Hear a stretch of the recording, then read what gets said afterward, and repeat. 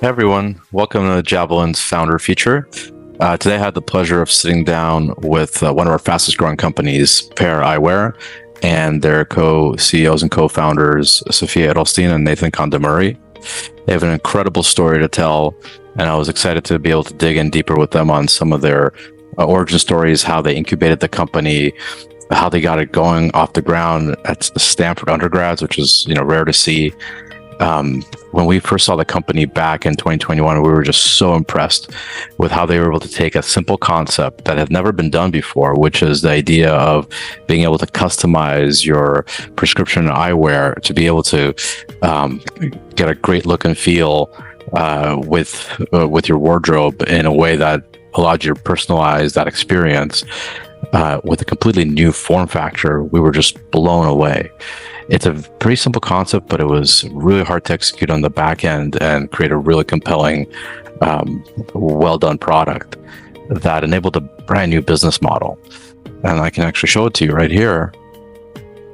This is the prescription eyewear, and you could easily snap on different looks, change them out with your style of the day or your preference, whatever you're wearing, and it just looks great. Perfectly fitted. Very hard to get this right, but simple concept to understand.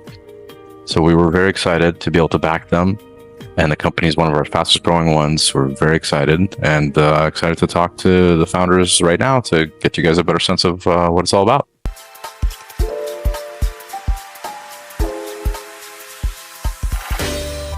Thank you, Sophia and Nathan, for joining me. Wonderful to do this with you guys. First of all, I just want to mention like a fascinated origin stories and the innovation process that leads to eventually getting off the ground. Like, how do founders get the spark to start something new? What processes they use to validate an idea, and then just like develop conviction to invest their life's work into that idea. So I'd love to spend a bunch of time with you guys talking about that, focusing on that in this conversation, amongst other topics. But I think first it would be great if you guys can kind of set the context and level set for everyone. Just a quick founding story of Pair Eyewear. What is Pair? What inspired you guys to start it? Where are you now in the company journey? And then we can kind of dive into the other questions. Awesome. Well, thanks for having us, Alex. So super excited to dive in with you. So I'm Sophia, and this is Nathan, and we're the two co-founders of Pair Eyewear. We originally met actually when we were in rival freshman dorms our freshman year at Stanford. So that was a number of years ago.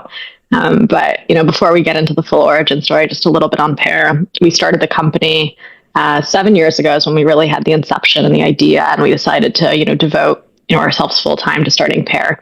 And we've now been in market for the last 4 years, but Pair is one of the fastest growing, if not the fastest growing, eyewear company in the US and maybe even the world today.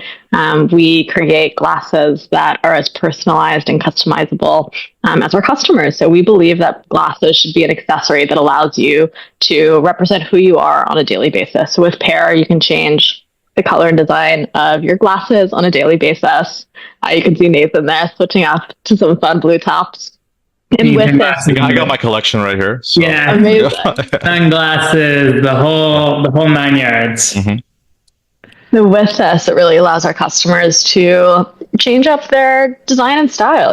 We own so many t-shirts, we own so many pairs of shoes. We believe glasses should be the same.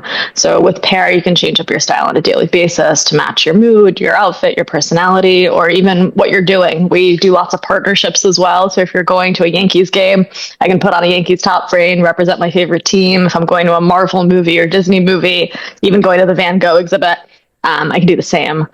So now we're a team of 170 individuals, mostly located here in the US. We also do our own manufacturing, so we're fully vertically integrated with a manufacturing facility in Irvine, California.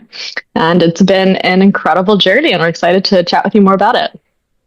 Yeah, awesome. I mean, we started the journey together at your Series A back in 2021. It's just been phenomenal to see the company mature and grow and take off. I mean, we thought it was going to be good, but wow, it's taken off beyond our wildest dreams. And so it's been phenomenal to be on this journey with you guys. I wanted to go back to that moment at Stanford. I went to undergrad there as well. You guys graduated there a little bit after I did, but it's like I remember being on campus, even as an undergrad, and you're surrounded by Silicon Valley, and Sand Hill Road is very close by, and obviously we all know the history of Stanford's impact on the innovation ecosystem in Silicon Valley, and it's like every Stanford student's dream, for the most part, to start a company, right? Like it's part of their DNA on campus, but it kind of rarely happens straight out of undergrad. I mean, it rarely happens out of graduate schools, but some of the big examples like Google and others, those were PhD students. Undergrad, maybe Snap is like the one example of a company that started on campus and became massive over time, but for the most part, just doesn't usually happen.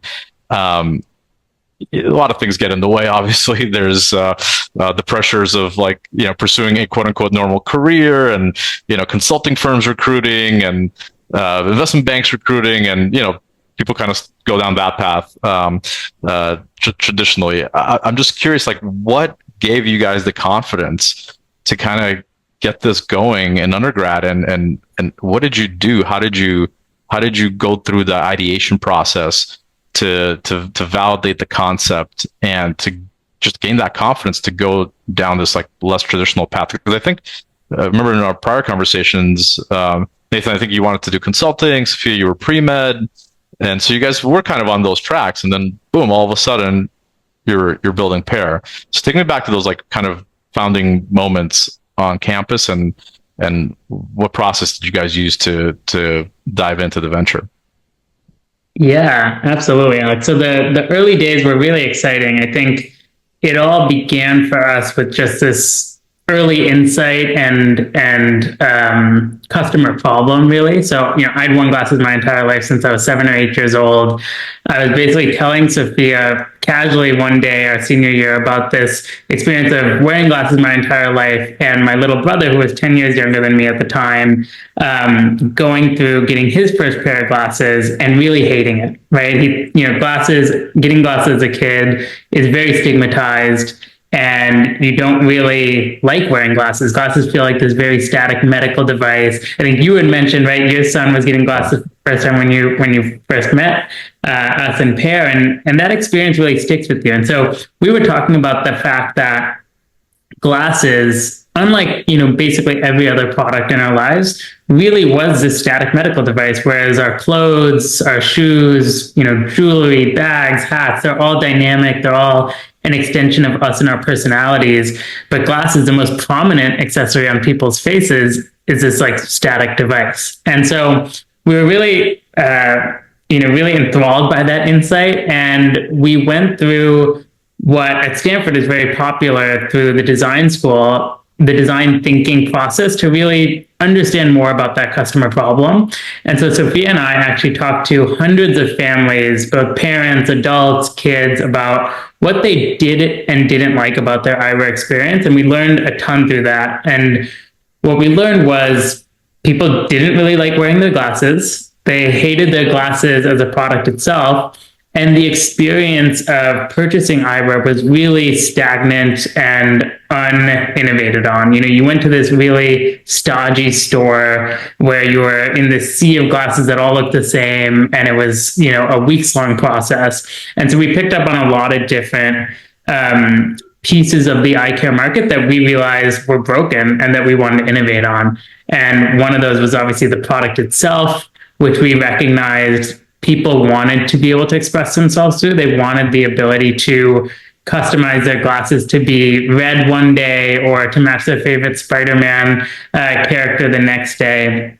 And that led us into almost like a rapid prototyping phase our senior year, where we thought, okay, how do we essentially solve that problem and bring that customer experience to eyeglasses consumers? And so we went to the product realization lab, the PRL at Stanford. I was a mechanical engineering major.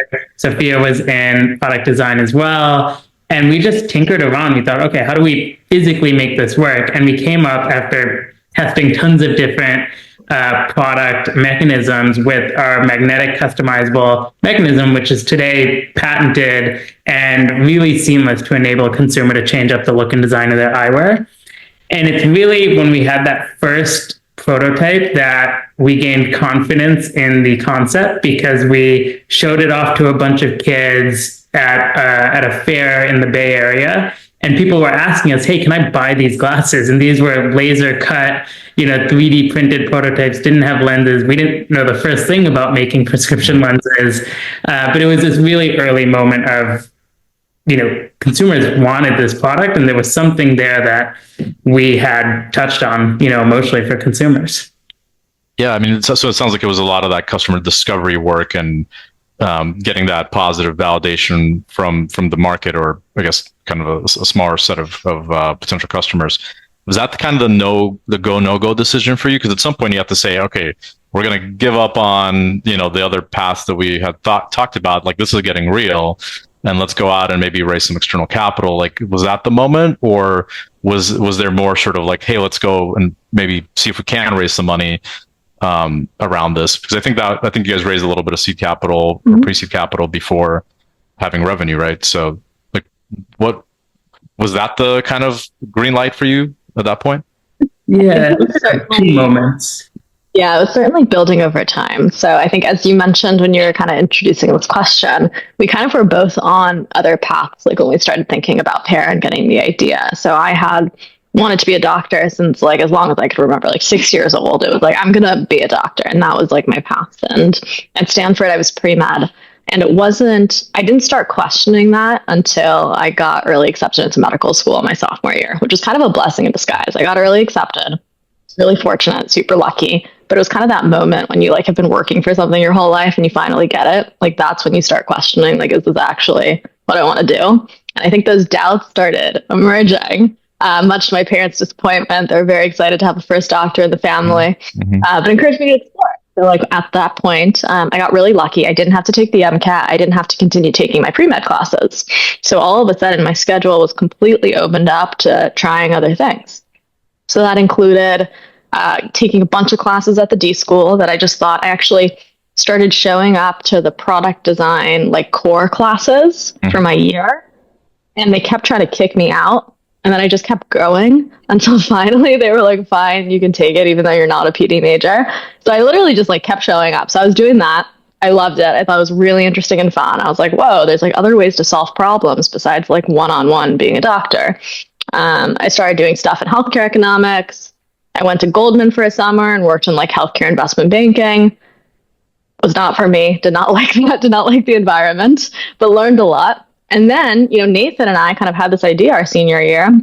I was lucky because my schedule was pretty open. Nathan had gotten his consulting offer. So, like any good Stanford student, stopped going to class and got a lot of time to kind of play around in this. And one thing led to another. And we had the idea. We had these prototypes. We went to a fair one day where we were showing off these prototypes to actual parents and kids. And we had this aha moment when a parent asked if they could buy them. And we were like, these are prototypes we built by hand in the Stanford Product Renovation Lab. We can't sell these. But that was an aha moment of wow, there's actual people out there that want this product so badly, they're willing to try to buy our very poorly prototyped product. Yeah. I think that was the first aha. And then the second was we were pitching at an on-campus kind of startup pitch event. And someone watched the pitch and offered to angel invest. So that led us to raising a very, very small family and friends round at the time by, some notable kind of angels in the Bay Area that we could get together. And that was kind of, we were like, okay. At the time, it felt like a huge round. I think it was $100,000 or something. It was tiny, but that was enough for us to be like, okay, Nate, you're going to put your consulting job on hold. I actually had gotten a consulting job as well because I wasn't sure what I wanted to do.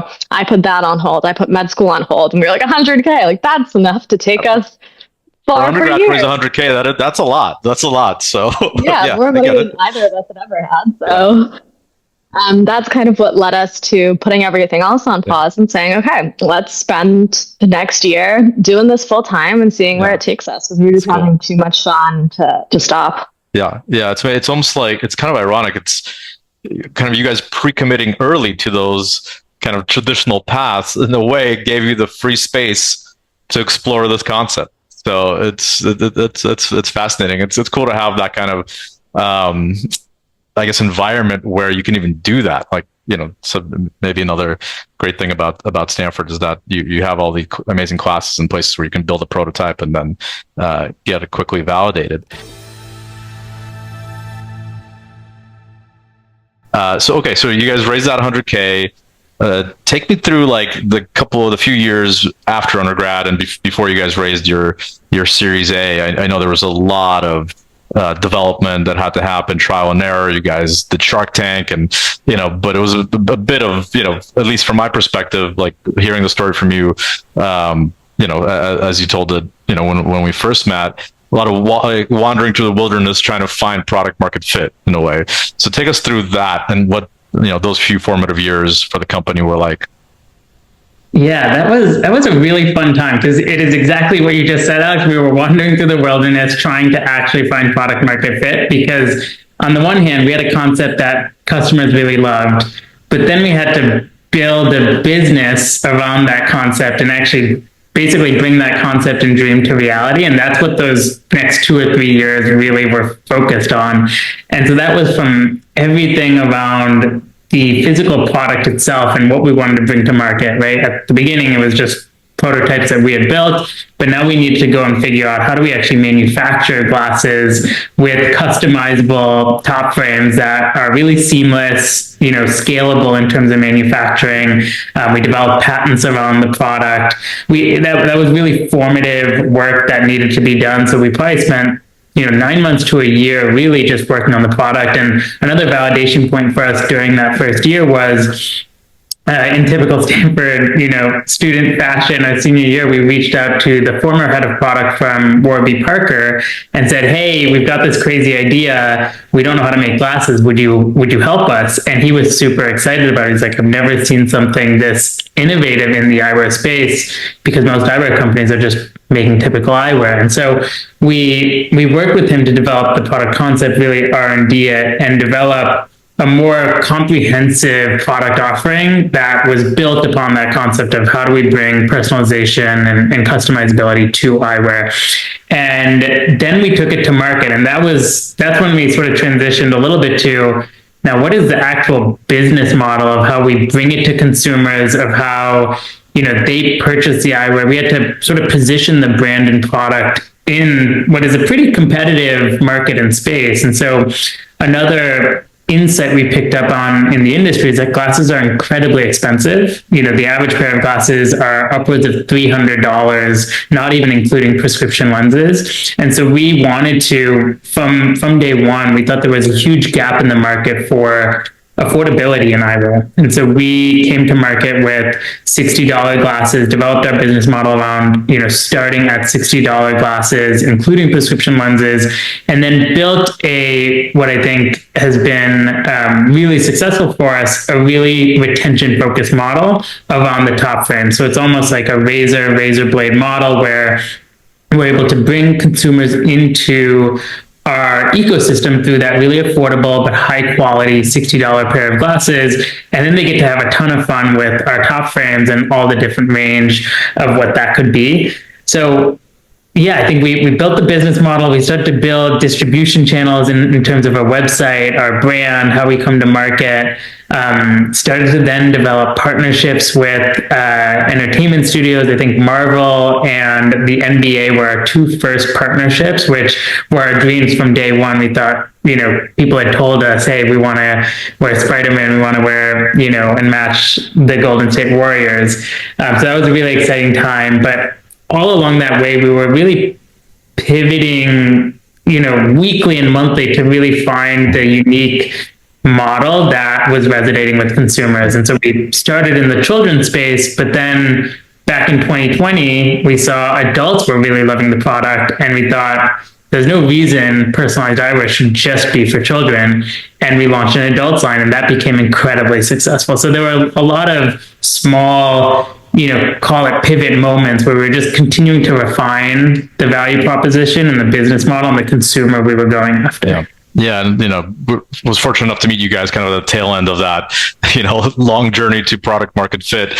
And I just remember, being struck by several things, and you touched on a few of them. One was sort of that personal connection that I had with my son, who had just gotten glasses. He was 4 years old, and it was very, nerve wracking to go through that process with him, saying, "Hey, you have to wear these, glasses on your face now," and he was worried about how that would, come off at school.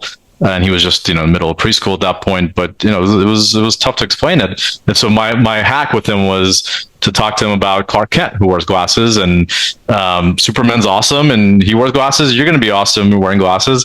And then literally 3 weeks later, I meet you guys, and you're talking to me literally about Superman top frames. I'm like, oh my God, if I had this 3 weeks ago, this would have been a much simpler conversation with them.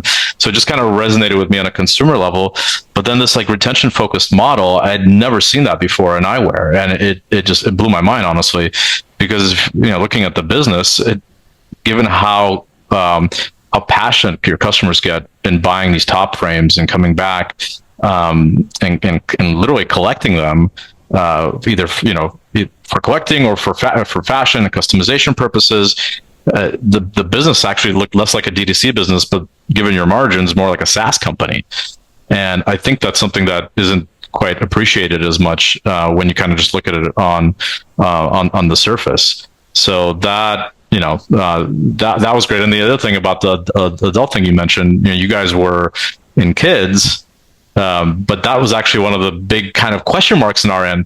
That's a small market. But then these anecdotes that you guys iterated here around adults wanting to buy the kids frames and having a high return rate because those kids frames weren't fitting the faces for adults. Was a pretty kind of good indicator that this could be addressed for adults and address a much bigger market opportunity. So it was amazing to see you guys execute that and launch it for adults, and the business just really kind of took off from there.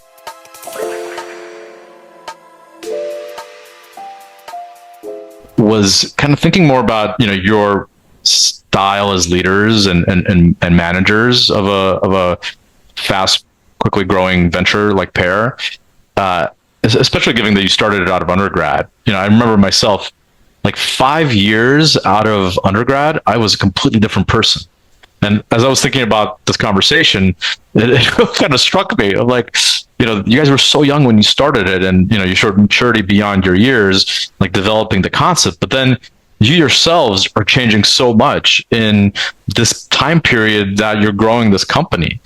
And I love to take a little bit of time here just to kind of have you guys self-reflect on your own personal growth as you've been running Pair, as you've sort of matured, and your views on running a business, on your worldview, whatever it might be, maturity in general has kind of developed. How's it changed? How are you guys different as leaders, as entrepreneurs, when you were first getting it going versus the way you are now? I guess you're 8 years into the journey at this point. Is that probably right? Yeah. Just what are your perspectives on that? Grown immensely. I mean, I think we always joke, we think back to when we left Stanford and when we were first starting everything. I built the first website, I was doing the design, Nathan was answering customer experience calls. We knew absolutely nothing. If someone had given us a document of this is everything you're going to have to learn in the next 7 years, I feel like we would have just stopped there, right? It's so much. But I think we were almost naive to the point where it benefited us because we were so hungry and so passionate that we just realized okay, in order to do this, we're going to have to learn faster than anyone, right? There's all of our competitors in the eyewear industry, even Luxottica, they've been around for so long. You have people in the field that have been in eyewear for 50, 60 years. If we are going to have a shot at disrupting them, we're going to have to learn faster than everyone else, and we're going to have to try to think out of the box. So we're just going to hope that our lack of knowledge in this category is going to allow us to come up with some creative ideas that lead to disruption. But along the way, I think we were really cognizant of the fact that, that we had to learn really, really quickly. And I think that kind of led to this test and iterative approach since day zero that's really benefited the company. Even with adults, when we first started selling to adults, we didn't have adult product. a lot of people told us we were crazy. They said, think of any example of a kids company that went from kids to adults successfully and became huge. And like, we couldn't think of one. It's very, very rare. If anything, you know, adult companies will create a kids line.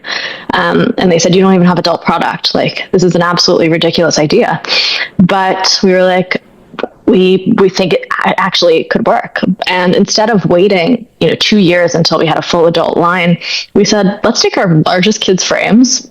Let's quickly create a website. Let's do a quick photo shoot with some adults, and let's start selling them and just see what happens, right? We know we're listening to our customers. They say that they want this. We see a handful of customers who are adults already purchasing. Let's just do it and see what happens and look at the data. And, that's what we did. And it started exploding. And every week the sales just kept growing and growing, selling these kids products to adults. So of course we leaned in, we developed a full adult line, and the rest is history. But I think to some extent, the lack of foundational knowledge kind of helped to our advantage, because, Nate and I, we'd always say, well, we don't know, so let's test and try it, and let's talk to experts who've done it before, and then we'll take all that information and decide kind of what we want to do next. Yeah, we call that first principles thinking, not lack of knowledge. Yeah, exactly. First principles thinking. But I think that also led us to really believing in creating a really, really strong team. I think we had good instincts, but building strong companies all around, getting the right people around the table and convincing people who are many times, your senior or bring 30 years of experience, like the individual Nathan had mentioned, who'd been in eyewear his entire career, to believe in the vision that you're creating as an entrepreneur. So we always say, we believe any entrepreneur, you have to have as one of your superpowers the ability to hire really strong individuals. You can't create a good company without that ability. That's really important. Yeah, I would say that I was just going to touch on exactly that point, because I think what's been unique about the journey too is how much your role as CEOs or founders of the company changes across the years, right? In those early years, we were testing and iterating. We were bringing all the ideas to the table. We were doing the majority of a lot of the work ourselves, right? And just being extremely scrappy and testing and iterating.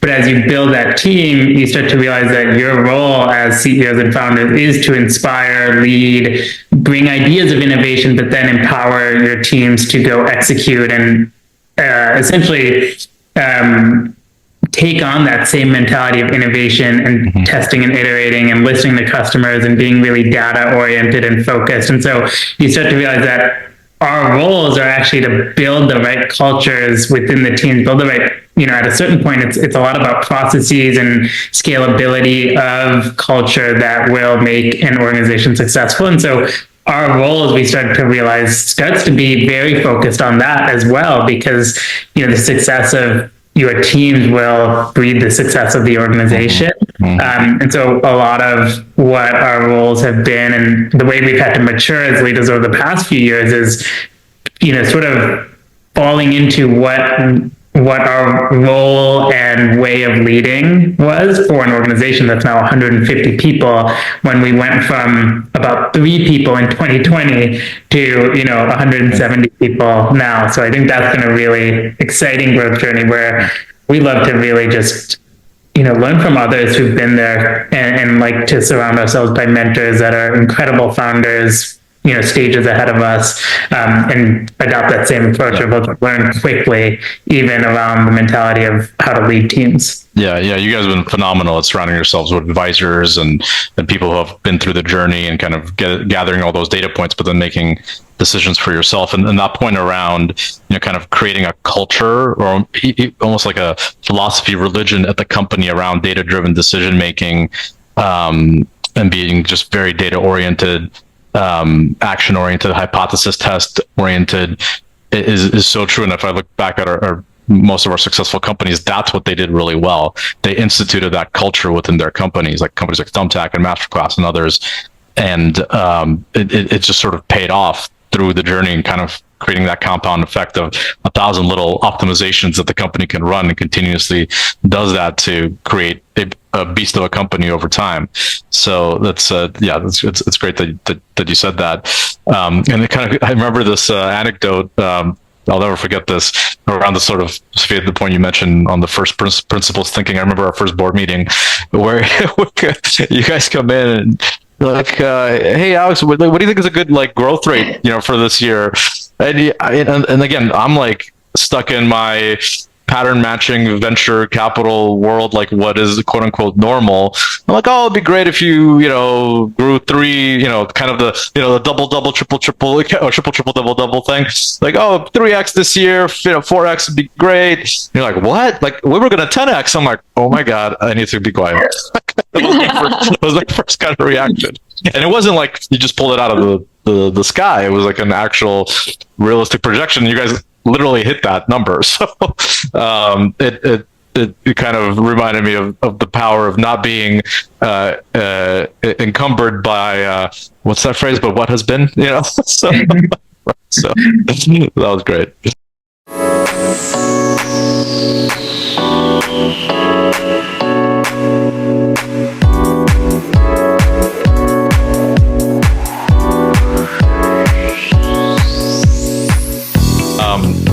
One thing, maybe switching gears, talking a little bit more about the fundraising process, obviously a topic of great interest for entrepreneurs. You guys raised that seed round. You talked about a little bit, Series A from us.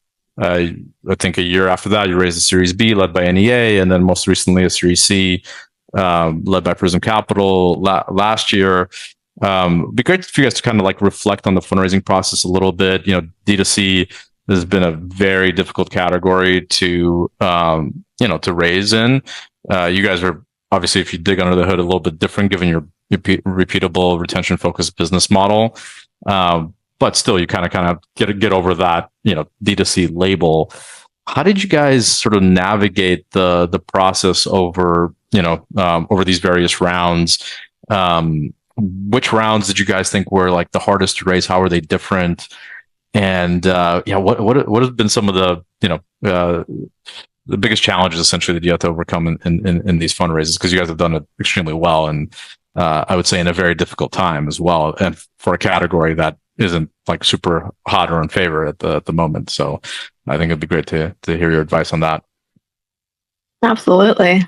I think the most difficult round to raise was probably the earliest, the seed round, because we were raising in a category, as you mentioned, that was direct to consumer. This was pre-product, pre-data, really pre-anything. And we were focused on kids at the time, which wasn't as large of a market as some other companies out there. But we had this vision, and it was really just about finding an investor who could see that vision as well. And understood kind of why we were so excited about it and the market we saw and the vision that we saw in front of us. So I think that round, it took us, a number of meetings. We talked to a lot of investors before we finally found Charles Hudson. And Charles, I think immediately, I remember we met with him in a cafe in New York City, immediately got it. And it was really clear. Like immediately we just had that like investor founder connection where we were like, okay, we're on the same page. This is going to be massive. And once we found Charles, the rest of the round came together incredibly quickly. But it was really around getting that first investor who really saw the vision. And I think it was similar with you, Alex, in the sense that like when we went on the call with you, within the first like 20 minutes, it's evident, okay, we're on the same page. We see the same vision. In the Series A, of course, there's a lot more data. So I think as a founder, you really need to understand how your pitch changes from round to round. It becomes a lot less around founding team and primary vision and a lot more data driven as the rounds progress and telling the story through the data.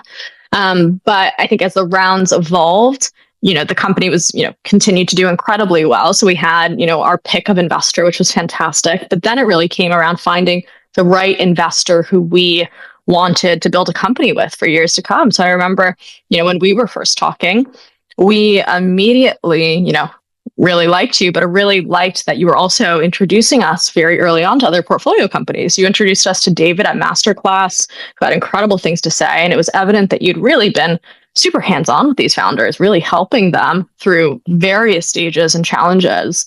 And I think one thing David said was like, Alex is like my first call, even though like he led the round a few rounds ago.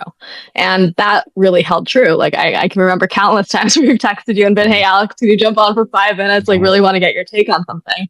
And I think that's the most important thing with choosing an investor. So I think we've taken that philosophy, all the way to today when we really, picked the investor to lead our Series B, which was Rick Yang from NEA. And then the most recent round with Prism Capital. Also really trying to think through strategically your board is kind of, you have to think through the dynamics as well, right? So what does each investor bring? What are the dynamics going to be like?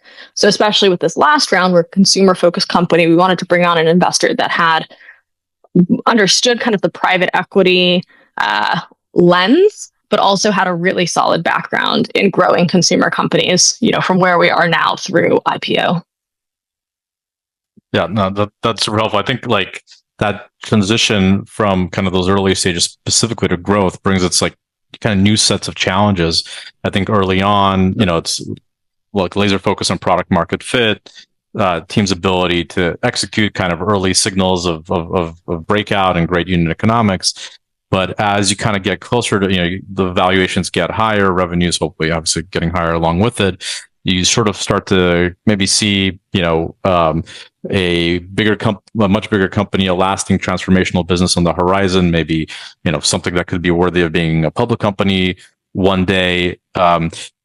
These questions around, well, how big of a business can you build here? If your revenue is this, what are the comps? What are the multiples on that?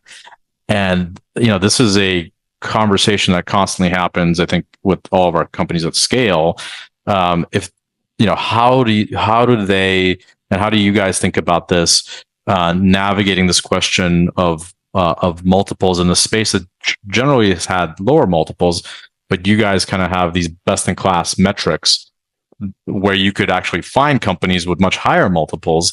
And in fact, you guys have a completely different business model than anybody because of this like retention focused piece and, SaaS like margins. And like, how do you break out of this? And this isn't unique to Pair. This is literally every, I think, growth company that has done things a little bit differently than kind of the traditional, industry players need to navigate this. And it's true for the growth rounds. And obviously, as companies like think about going public, how do you talk to, analysts and the street about it? Like, how do you guys think about that, going forward and thinking through how to position yourself differently than like the legacy comps would have been?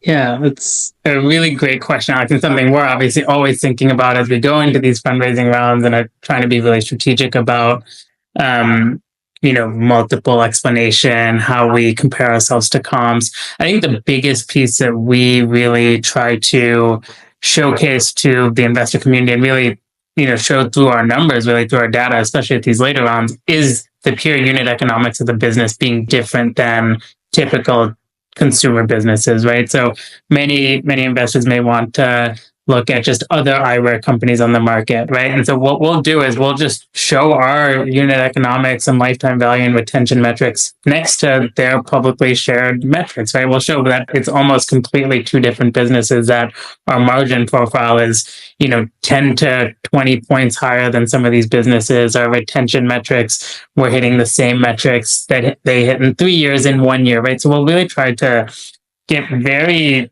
specific and data oriented around why our business should command higher multiples, why the business fundamentals are just completely different, and really focus it there. And then I'd say the other part that's actually been really successful to discuss and be candid and showcase to investors is just kind of showing them the journey of what we're looking to build long term as a business, and show how, as we continue to execute on our goals and vision over the coming years, how it actually creates a very clear base case of shareholder return for them, even at very conservative multiples. So we try to kind of do both of, here's why we should be valued at a higher multiple. Here's why our business is just better than consumer businesses out on the market. But here's also how, even in a really conservative case, you're still making 5x on capital invested on a 3 to 5 year horizon, right? And so we want to just be really upfront, candid, and make sure that there is a fit there, right? And we want to be conscious as founders, as fiduciary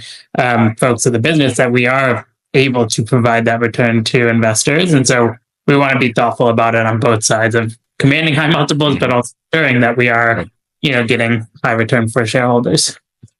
Yeah, I also think in a way, public investors are pretty savvy at figuring out these differences, and the most challenging times to explain to a company is actually in these growth rounds or pre-IPO rounds, because you don't have the wisdom of the crowd kind of thing. You have kind of one group, figuring out what to price this at, and they're sort of obviously worried about upside at a higher valuation. So it's almost like painting that journey, and maybe a little bit of the upside downside sort of scenarios that could give them comfort that even in the worst case scenario from a multiple standpoint, this is still a opportunity for them.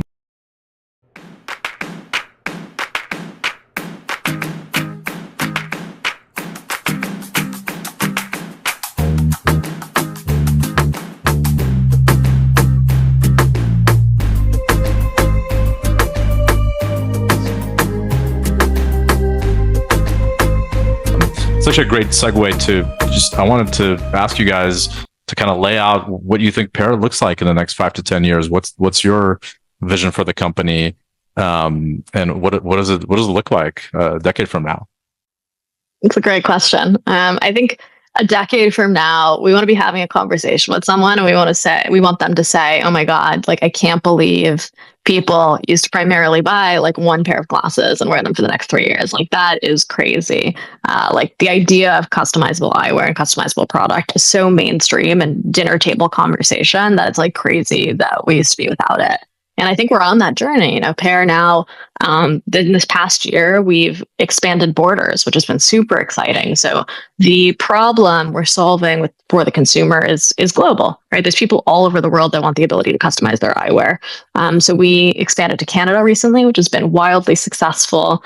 We've recently opened borders to the UK and Australia, and we've also started to reach new customers in other areas via omnichannel expansion. So one of the consumer dynamics Nathan and I have really paid attention to is the fact that while e-commerce eyewear and buying glasses online is the fastest growing segment of the eyewear market, there are still many individuals in the United States that prefer and exclusively go to retailers to purchase their eyewear and try on the product. So because of that, we decided that strategically, if we wanted Pair to become the go-to eyewear brand, we would have to reach all consumers where they shop. So we decided to partner with the second largest eyewear provider in the US, called National Vision, America's Best.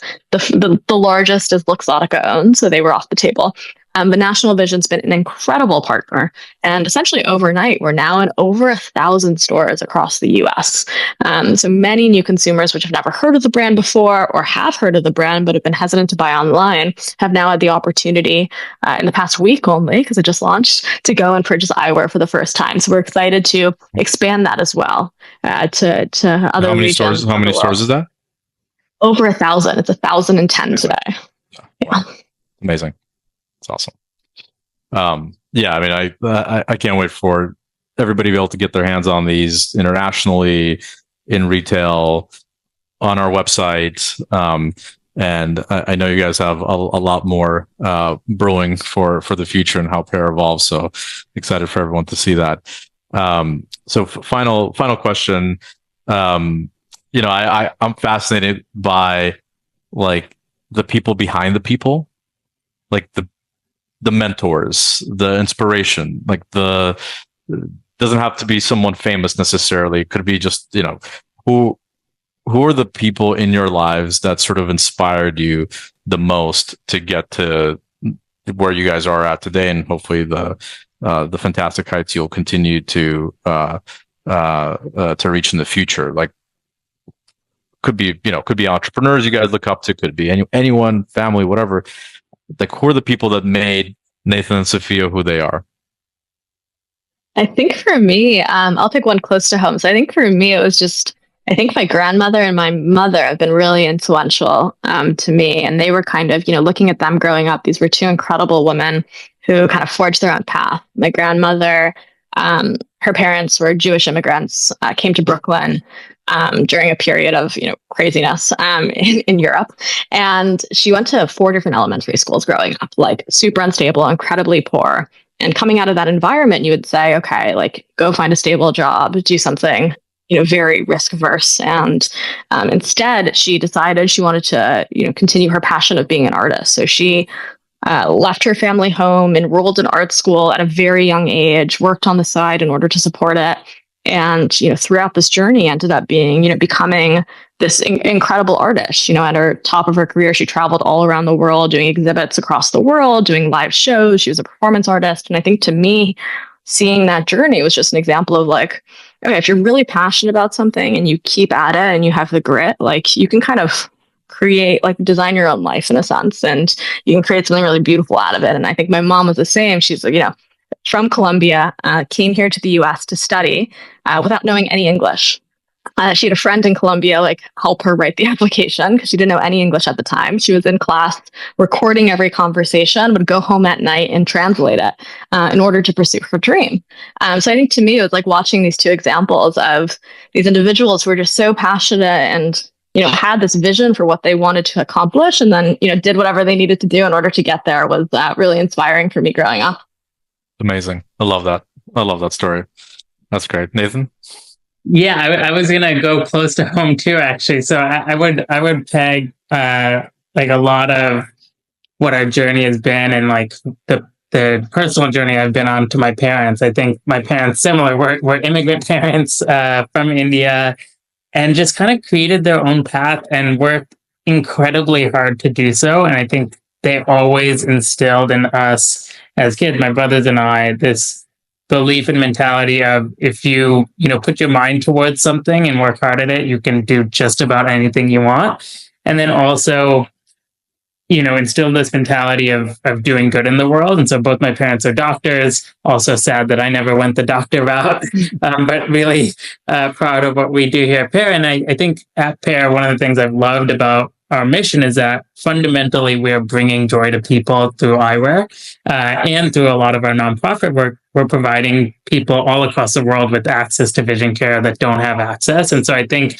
similar to that mentality of like designing your life in any way you can, my parents instilled this mentality of like, you can do anything you want, stay curious, keep your eyes open, and be open to what the world has to offer, and develop your path within it, and be passionate about it, and do good for the world. And I think that's just the way I've always tried to live our life. And I think it's really cool as founders and CEOs of a company to be able to create a space where people get to, become passionate about what they're passionate about, become friends with their colleagues, and then hopefully do really great things, here at Pair and beyond. So it's been an exciting journey to be able to fulfill that. Yeah. I mean, I know they're all incredibly proud of you guys and what you accomplished and what you'll continue to accomplish. So, that was phenomenal. And it's nice that, you guys you're building this product, right? That again touches a lot of people, but it's also like the physical nature of it. I feel like you have an easy way to explain to your family what you do. Unlike me, like yesterday, my son asked me, "What do you do, Dad?" He's like 7, 8, and I'm trying to explain venture capital to him. He's like, "Oh, okay." And then literally, I brought out my Pair glasses. Like I helped the people that made this, turn this into a company. And he's like, "Oh, okay, great, I got it now." Because like there's something about the physical product that just kind of clicks versus explaining software to him. That would be a little bit more challenging. So thank you. You helped me on my journey as well. Explain to my kid what I actually do. Awesome, guys. This is great. I really appreciate the time. You guys are extremely generous, and I know this is going to be really insightful for a lot of different people. So again, thank you again, and I'm excited for the journey ahead. Thanks so much, you, Alex. Alex, and thanks for partnering with us on the journey. Yeah, for sure.